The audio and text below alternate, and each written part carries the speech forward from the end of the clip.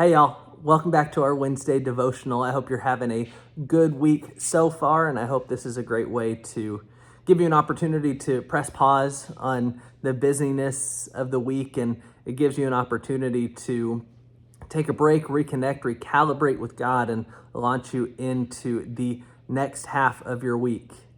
Y'all, today as we are taking this pause, I want us to think about the story from the book of Esther. And Esther is this story in this book that we can read in the Old Testament. And it tells about the life specifically of this one person named Esther, this woman named Esther, who has an incredible impact on the kingdom of God.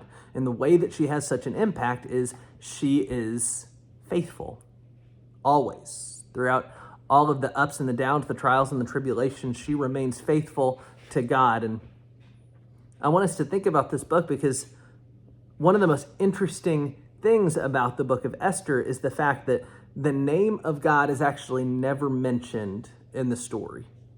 It's the only book in the Bible that does not say God in it, and yet you can feel and see and experience and read about God in the details and all through the background of the story. But I think there's a challenge for us in that is that we have to look for God. And I think there's something for us in that. That as we are living our day-to-day, as we are walking through our own lives, through our own workplace, through our own homes, sometimes it may not feel like God's name is surrounded us or God's name isn't present, but in the reality, God is there. The question is, are we willing to look for it? Are we willing to look for God in the mundane?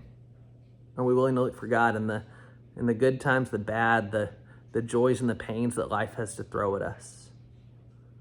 See, the defining verse in the book of Esther is when she is feeling overwhelmed and she is about to be thrust into this position that if she does not act, then God's people, the Israelites, the Jewish people, are going to be wiped away from the history books. They're going to be gone. And so Esther feels the weight and the impact of this, and it takes her counsel. It's actually her uncle, a guy named Mordecai, who comes in and says, maybe you were chosen for such a time as this. And that's what she needed, that maybe God was working even in a time such as this and could use her to make such a big impact.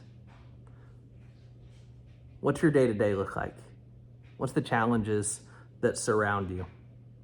Maybe you were chosen for such a time as this, to not only look for God, but to bring God back to the forefront in whatever that situation may be. Maybe we were chosen for such a time as this.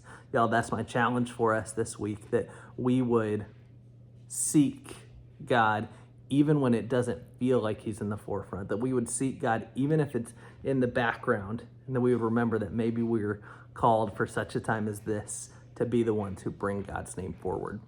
I hope you have a great week, y'all, and I'll see you soon.